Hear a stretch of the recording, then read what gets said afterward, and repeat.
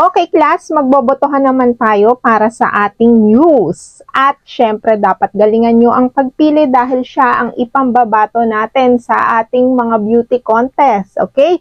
So, start the nomination now.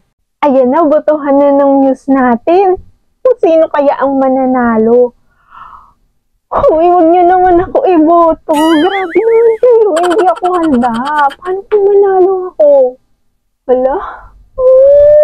Nakakahiya.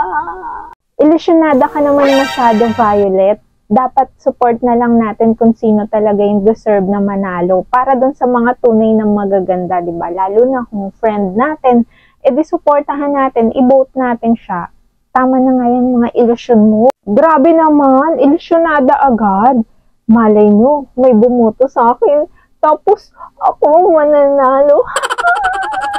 Hindi kaya ng heart ko.